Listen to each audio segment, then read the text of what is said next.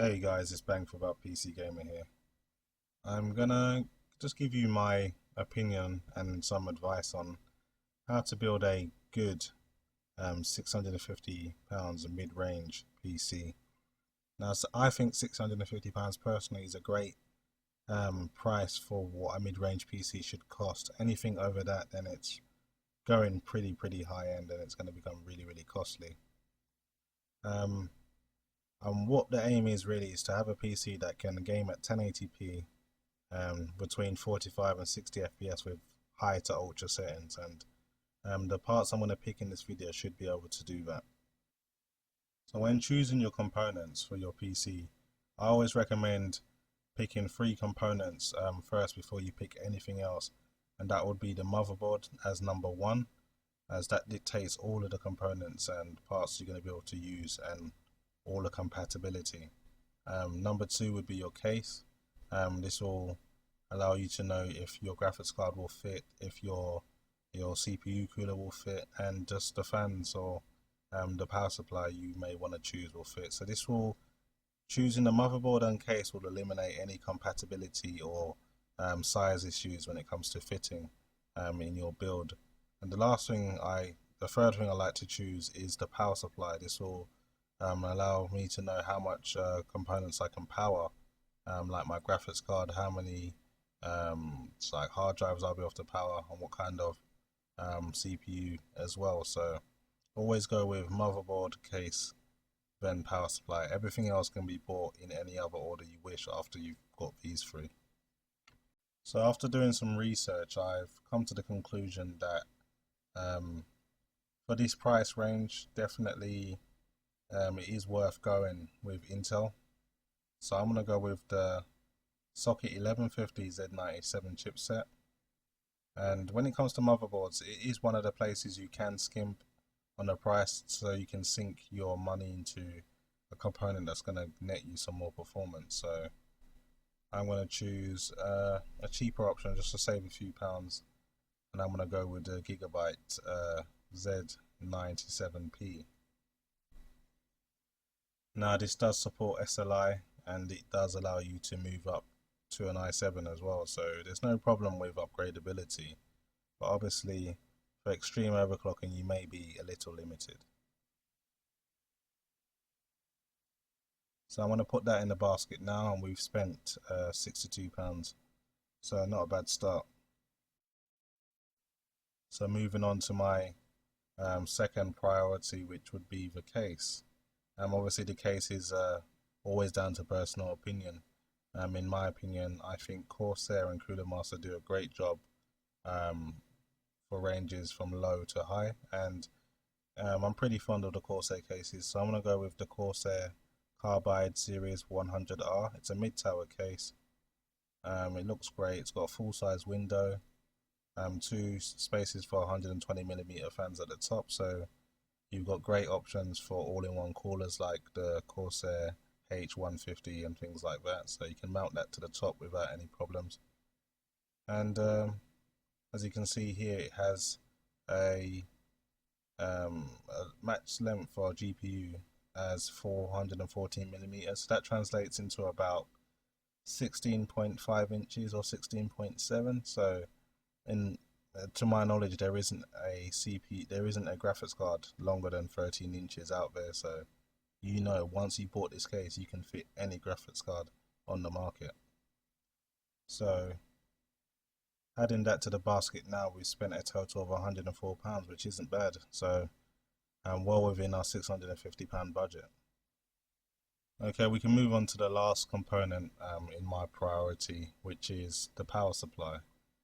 And I think for a mid-range build you definitely need to be aiming between 500 and 650 watt, and in my case I'm going to try and stretch for 600, just so we can have a bit more flexibility with the graphics cards we can choose.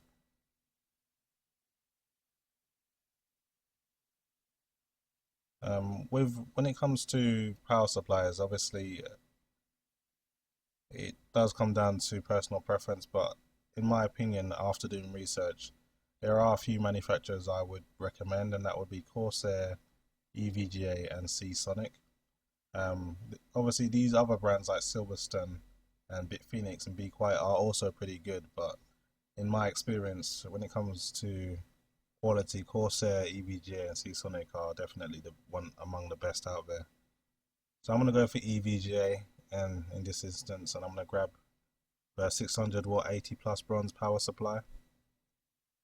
The only downside to this is it's not modular, so you will have to do a bit more cable management than if you did pick a modular power supply. This does have a 49 amp on the 12 volt rail, and that's very important because that's what's going to power your graphics card, so you really need to pay a lot of attention to the 12 volt rail.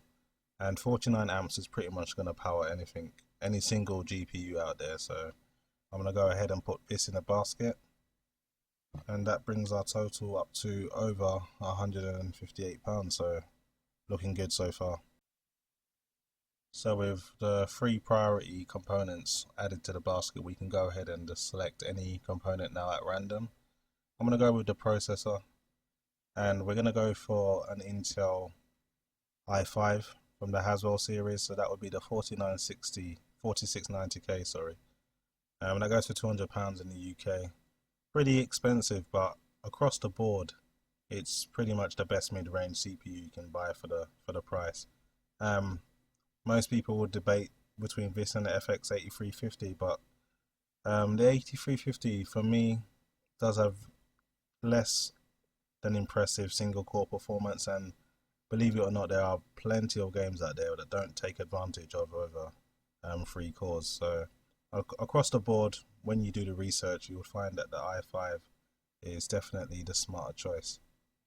And another thing I want to throw in there is that the FX 8350 is pretty much the pinnacle of the AM3 socket, whereas if you had a need for more power, you could also throw in an i7 into this system, and so you've got room to grow with the Z97 chipset and the 1150 platform from Intel.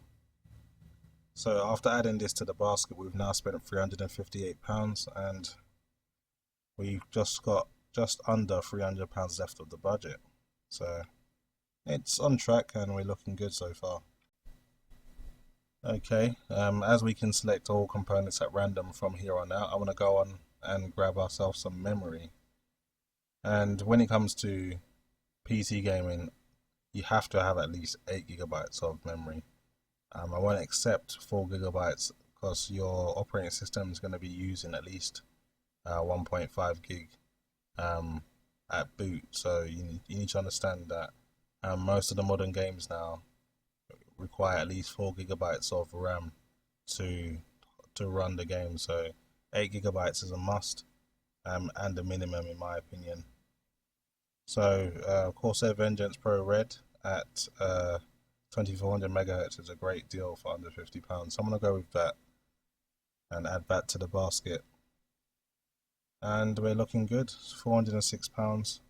And we have the CPU, memory, motherboard, case and power supply all in a basket already and well within our budget.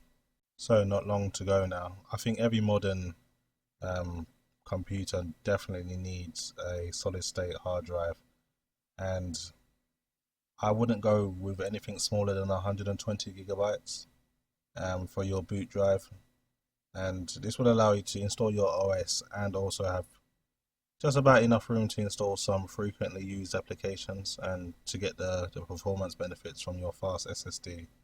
So Crucial's got a good deal at 120 gigabyte hard drive for under £50, so I'm going to go with this.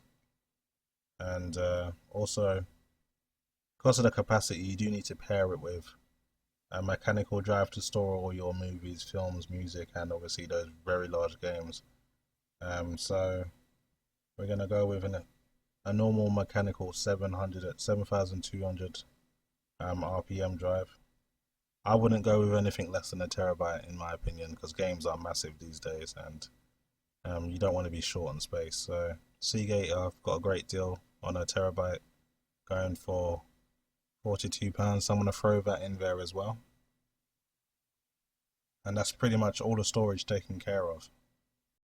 So we come to the final component of the build, and that is none other than the graphics card.